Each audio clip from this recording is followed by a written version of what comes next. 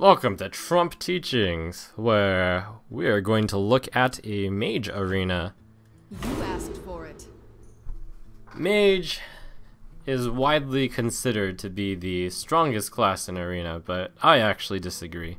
If you look at my Mage arena wins, I actually have Mage as my second least win percentage class, above Hunter. Certainly they have quite a lot of things going for them. Their hero ability, it gets them a lot of value, killing a lot of things, applying math. Part of the reason why one health minions are so bad is because Mage is so prevalent. And of course they have this card called Flame Strike, which can gain you massive amounts of card advantage and swing the game back in your favor or lock it down. And they have one of the strongest mid-game minions, Water Elemental. And they have efficient removal for big things like Fireball or Polymorph. But when you really just look at it though, some of their weaknesses is that they just have that. I think a lot of the reason why people think Mage is strong is because they have a lot of simple direct damage. The hero ability is very straightforward in value. You always seem to be somewhat in control. But I find their minions lacking. That said though, of course, I think all the classes other than Hunter are fairly well balanced in arena and are within like a 5% range of each other in terms of goodness.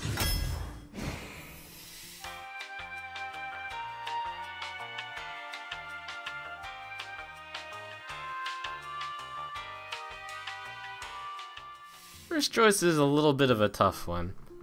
Gadgetzan Auctioneer has the potential to draw many cards, but I find in Arena it often doesn't. It's slightly better in Mage because Mage tends to have more spells, but the spells tend to cost quite a bit. And the spells that are 0 or 1 tend to be cards that are bad. It's going to be really rare to have your Gadgetzan Auctioneer stick around, and if it doesn't, then it's just a 5-mana 4/4.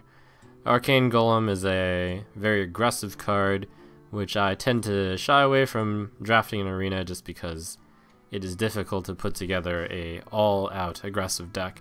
So Twilight Drake, though worse than Kodo, is a solid pick.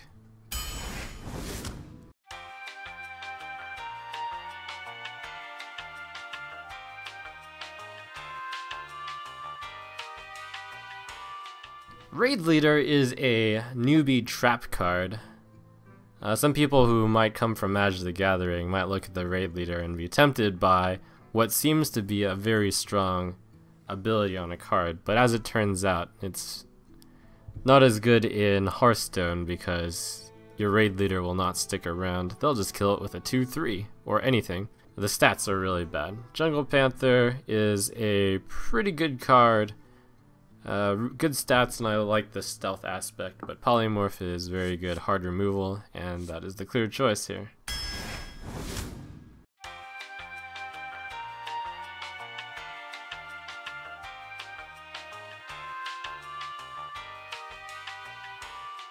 Don't let the Dalaran Mage fool you.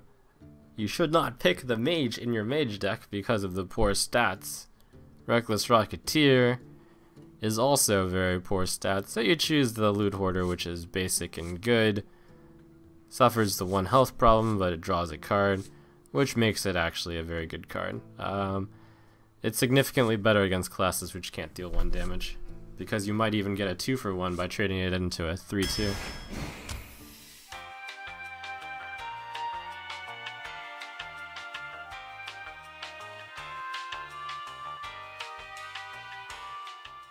Cold Light Seer is very bad value.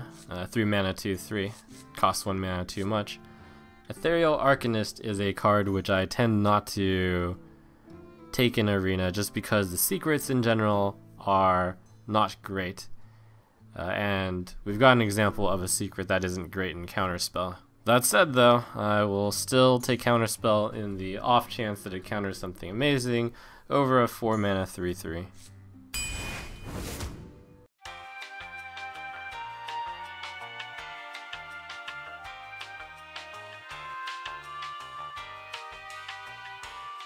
Narubar Weblord is okay. especially in classes which can deal 1 damage with their hero ability. You can use it to potentially trade into 2 3/2s. That would be extreme value. The Ooze is a lot better than the Web Lord. It's got a very good effect, especially in Arena. But even better that is the Chillwind Yeti, the mighty Chillwind Yeti, with its statistics, which are unrivaled. Other than Water Elemental.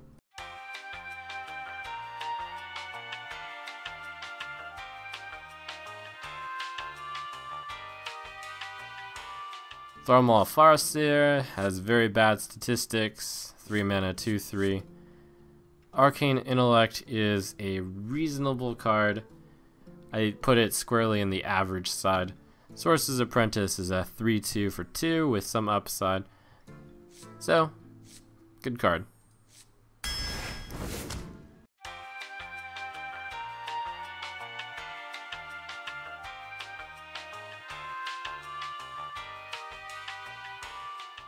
Well, that's convenient, and I've talked about pretty much all of these cards. Ooze is really good, these two. This is really bad, and this is okay.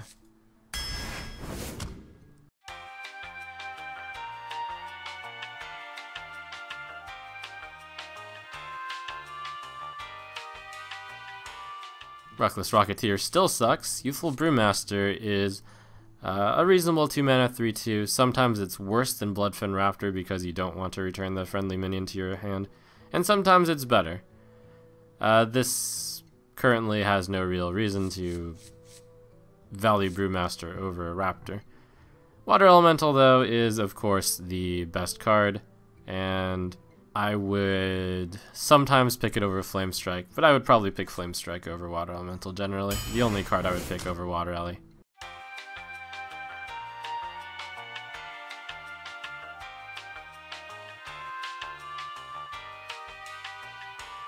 We've got the cast of generally inefficient cards here. Windfury Harpy, 6 mana 4/5. If I wanted that, I would pick Yeti. Lord of the Arena, 6 mana 6/5. At least that's a little bit better, but the 5 health for 6 is just a bit too much. That's why Yeti is so good. 4 mana for 5 health.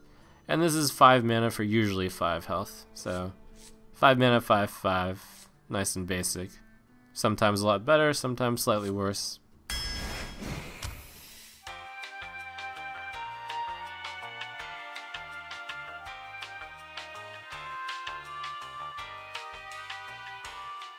Alright, this one is a tough call. First of all, the Mana Wraith is out because it's a 2 mana 2/2, which isn't very good. Also, as a mage, as I have a hero ability which can affect the board, I'm looking for something like 6 2-drops. Don't want too many because then you don't have enough late game. And of course don't want too few because the hero ability is slow. So it's either the Cobra or the Violet Teacher. This is a very close call, but I am going to choose the Cobra over the Teacher because it is a 3-drop, of which I have none right now. You look at Counterspell and it's like, oh, that costs 3, but no, it doesn't because you don't want to play Counterspell on turn 3. And Violet Teacher, I already have 3 good 4-drops, and I'll probably be picking up more. So Mana Curve kind of dictates Cobra, and Cobra is overall fairly comparable to Teacher anyways. And in fact, I have it as slightly better by default. Perhaps if I had more spells, I would pick Teacher.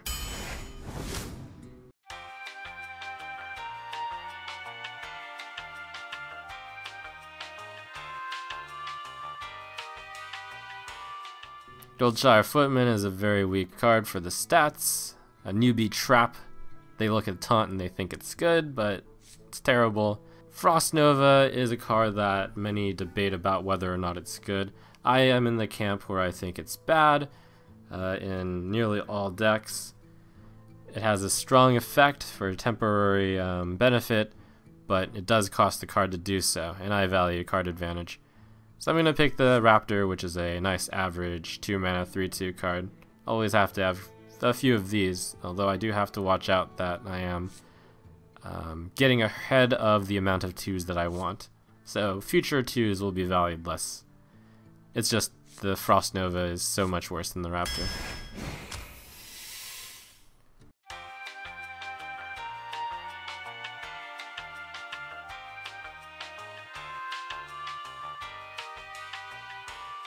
Whoa, legendary! Captain Greenskin is out because it's a 5 mana 5/4. Compared to these beasties, Onyxia happens to be one of the best cards in Arena because the amount of stats that you get worth of cards with Onyxia is enormous. Baron-Geddon's also pretty good, but Onyxia is one of the best. If you have an empty board, you basically get 14/14 worth of stats. It's not as good as that, but it's comparable.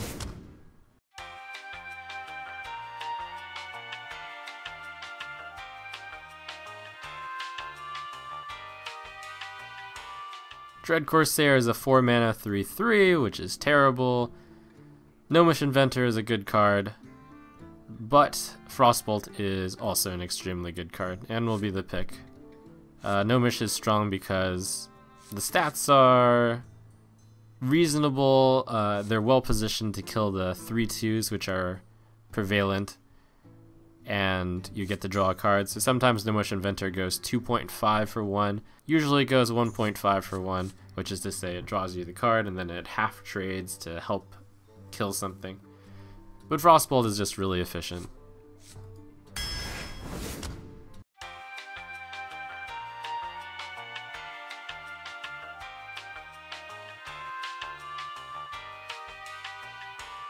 We've got some disappointing cards here. In Arena, I like having something, I definitely like having upwards of 6 cards that cost 5 or more, and I would prefer 8 or more cards. Currently we're about halfway and I only have 2, so that makes the Harpy slightly better. I would probably usually take the Nubar Weblord over the Harpy, but I have more 2s than I want at the halfway point, and the Raid Leader is weak, so I'm going to choose Harpy.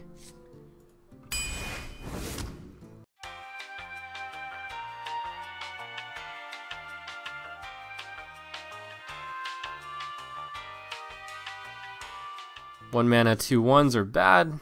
1 health guys tend to be bad because many hero abilities take them out for free. Direwolf Alpha isn't bad, but I do have a lot of 2s already.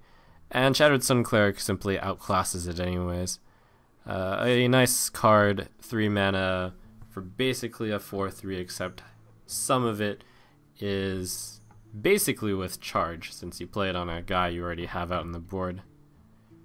It messes with the opponent's math. You usually get to 1.5 for 1 for it, because you might buff a guy out of range of like a hero ability, or you buff it just enough to kill a guy without dying.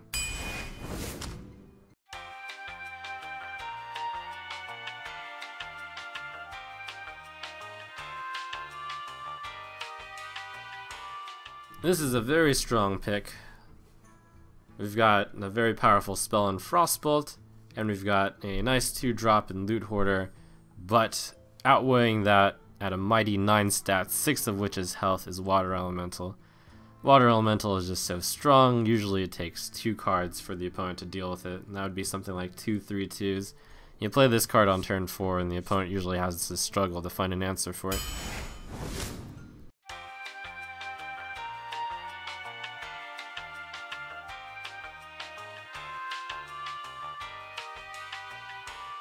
Here we've got Argent Squire, which is a card that's usually very unimpressive, but in a class that can deal 1 damage, it's significantly better because it can trade with a 3/2 and then stay alive. Worgen Infiltrator is even better than the Argent Squire since it doesn't even need any help to take out a 3/2. But above all that is Frostbolt, which is simply very strong removal, or very strong damage. Usually it trades up, which is something like you spend 2 mana, you kill something that's 3 mana, or perhaps you spend 4 mana, you do that in a Fire Blast, and then you kill something that they spent 4 mana or 5 mana on.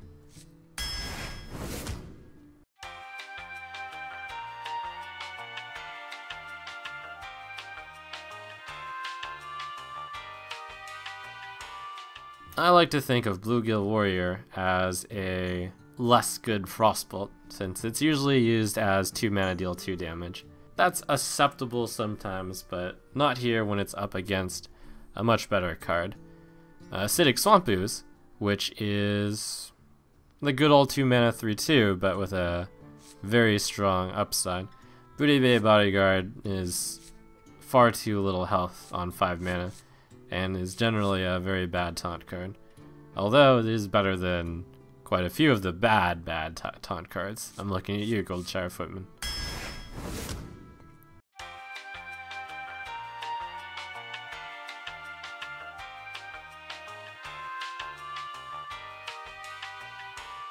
Some people may be surprised to find that I value River Crocolisk over Cone of Cold, even though a 2 mana 2/3 with no stats is unexceptional, and I think it's worse than a 2 mana 3/2 because 3/2s can trade with 3/3s, which actually exist in Arena, whereas River Crocolisk just die to 3/3s.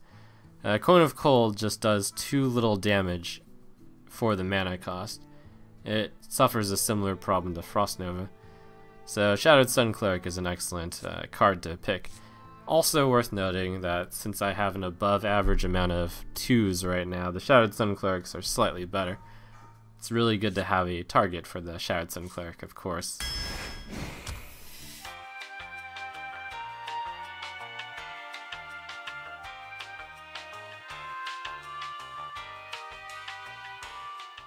Okay, this pick of mine might be a bit contentious.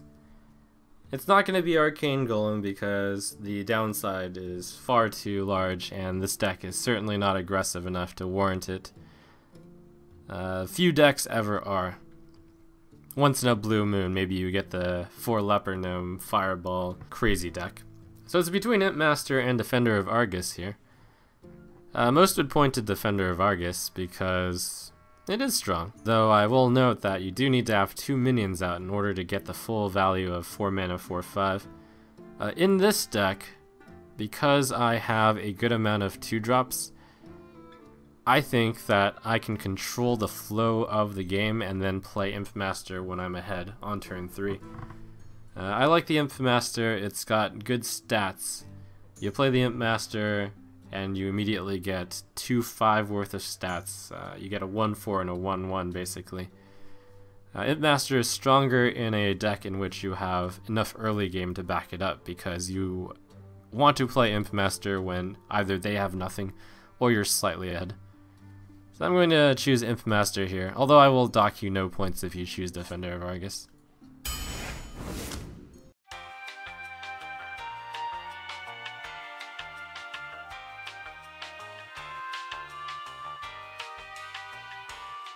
We've got Cone of Cold, which doesn't do enough for the mana cost, so it's between Fairy Dragon and Dark Scale Healer, and this is an interesting choice as well.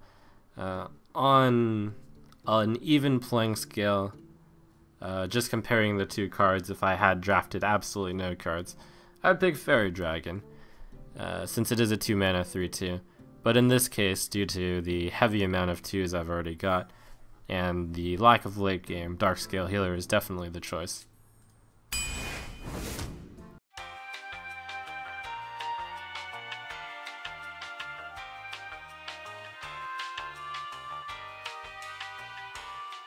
This pick is rather interesting. It's a little disappointing because I'm forced to pick a 2-drop, of which I want to avoid, but I do have one of the special cards, Amani Berserker, which is significantly better in Mage because you can Fire Blast it. So a very strong play would be something like turn 2 Berserker, and then if your opponent coins out a Yeti or something with 5 health, you Fire Blast the Berserker and you trade. It's also nice because you have the option of basically playing it as a 4 mana 5/2, which can be very strong in the late game. It's almost like a choose one. You play it either as a 2 mana 2/3 or 4 mana 5/2, and it's got some flexibility. Sorcerer's Apprentice is of course good, but we've got too many 2s, and I'd like something that can be a 4. Oh, and Arcane Explosion doesn't do enough.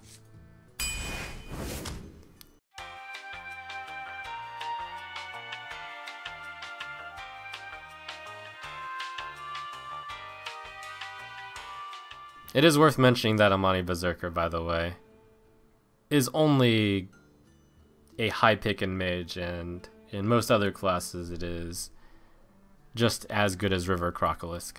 Alright, so We've got Magma Rager, which is the laughingstock of cards, as it suffers the huge problem that it only has 1 health. Rhubarb Weblord is okay in classes that can deal 1 damage, but I am looking to make this deck have more late game, so I'm going to pick the Frostwolf Warlord, and also combos a little bit with the Imp Master.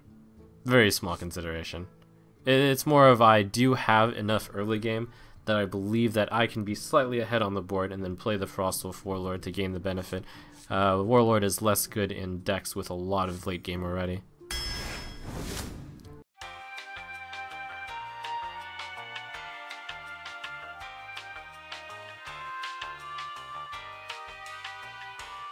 We've got Ye Old Reckless Rocketeer, which is 6 mana, deal 5 damage. I'm a mage, I can pick Fireball to do 4 mana, deal 6 damage. The comparison is very unfavorable for the Reckless Rocketeer. Ice Barrier is a common card which is thought of as good because you look at the armor you get. Wow, 8 armor, that's so much. But it turns out that this game is not one about health, but rather one about board control. And Ice Barrier does nothing to give you that. So I'm going to choose Spellbreaker, which I think might be slightly overvalued by people because of the silence effect.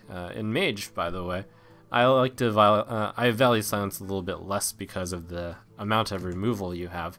Silence is kind of pseudo removal, semi removal, something like that. Like you can silence your their Flesh-Eating Ghoul, or you can just Frostbolt it. So silence is slightly less necessary, but it's still a fine pick, especially compared to the 2 bad cards.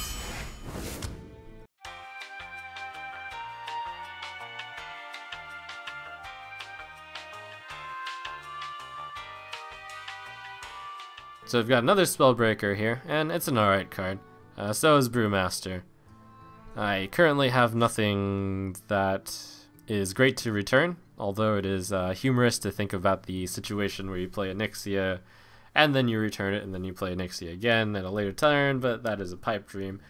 Scarlet Crusader is one of those cards which is just very strong for its cost. Oftentimes, if you play it on turn 3, it'll take out 2 of your opponent's 2 drops.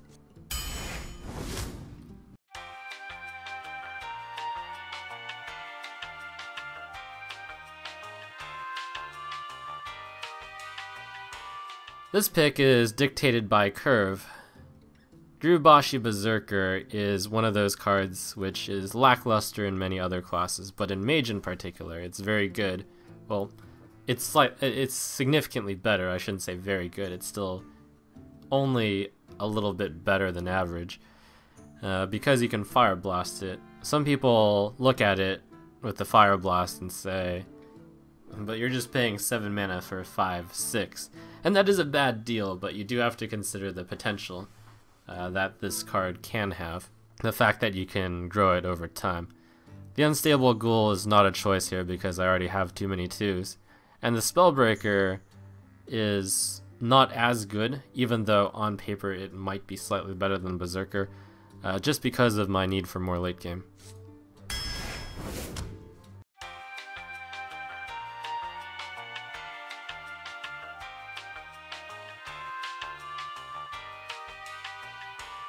Now here, just because I have said the deck needs more late game, doesn't mean I'm going to choose the highest mana cost card here.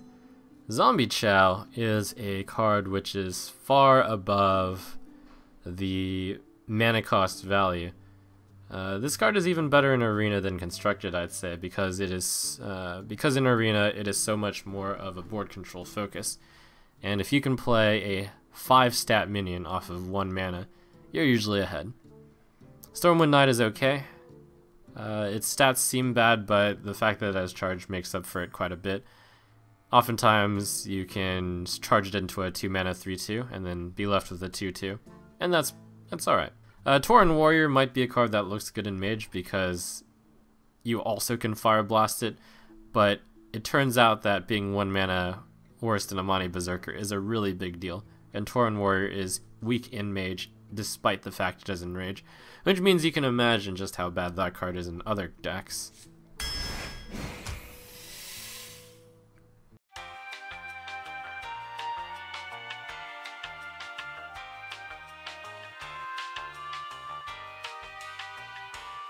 Ooh, we have a Pyroblast. That's very shiny. Pyroblast is a card that often ends up as either a big finisher or completely useless.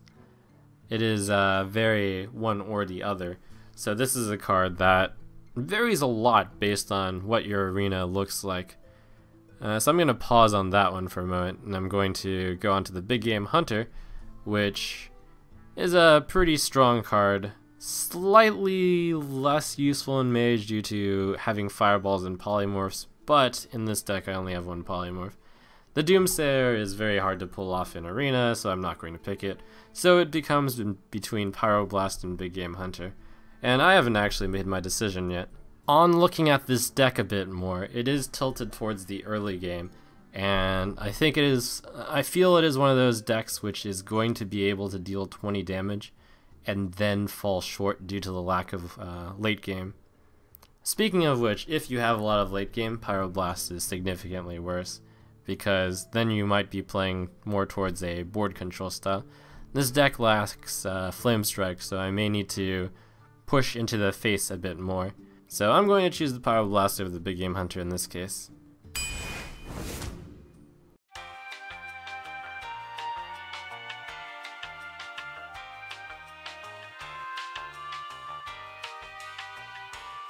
Well, you see the Flame Strike, and you pretty much pick the Flame Strike, even if you have an aggressive deck. It's hard to be so aggressive in Arena that you don't pick it, and that's a very lovely card to come in. Shroud Sun Cleric is of course strong. War Golem is on the weak side. It's got good stats, and I would probably pick it over 2 drops at this point, even if they were 2 mana 3/2s, just because I want more late game, but it's definitely Flame Strike.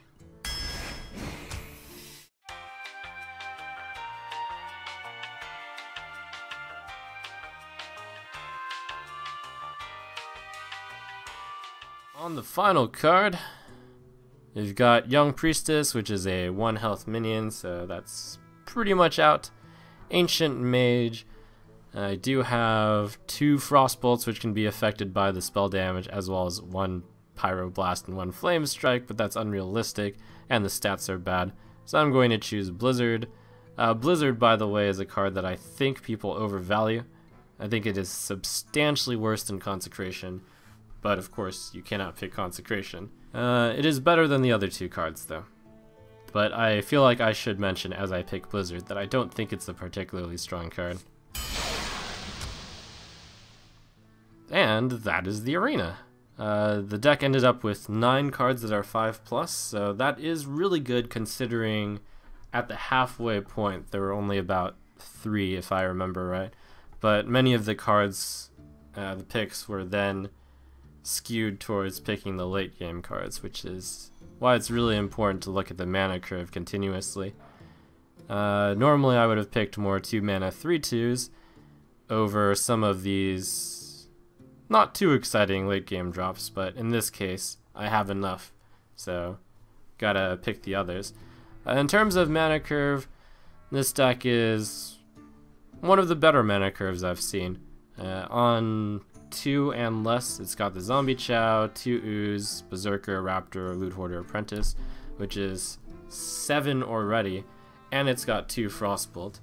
By the way, in the opening hand, if I had Frostbolt, I would strongly consider replacing it in this deck, especially if I were going first, because being able to play a 2 mana minion instead of holding the Frostbolt and hoping your opponent coins out a 2 mana guy is a lot better. This deck is going to try to play a 2 and then lead into either Imp Master or Shroud Sun Cleric or any of the pretty good 3s here. It's got a good middle game, 2 Water Elemental, Yeti Drake, and the late game doesn't have the super powerhouse late game minions and only has 1 Flame Strike, but it does have a Nixia, and that's really good. The Frostful Forge is a bit better in this deck because I feel somewhat better about my chances of having slight board advantage going into turn 5 for the Warlord. The curve is really good. It's got its balance of early game, mid game, and late game. And it can go in many different directions. It can go in the board control route if the hand draws that way, or it can go in the hit the opponent's face quite a bit if you draw the Pyroblast early and you get the added information that all you need to do is 20 damage. I'm pretty happy with this deck, and what it does lack is things could be slightly higher quality of late game. We could have Ogres, Ventrico Mercenaries, Stormwind Champions. This deck lacks card draw as another slight problem. And the general card quality is nothing exceptional. But and Fireballs could be good. And it would be nice to have like another Flame Strike. But regardless of that, I think the mana curve alone is quite good, and this deck is above average, and I think it'll go... I feel like 10 might be a bit optimistic, so I'm going to guess 9.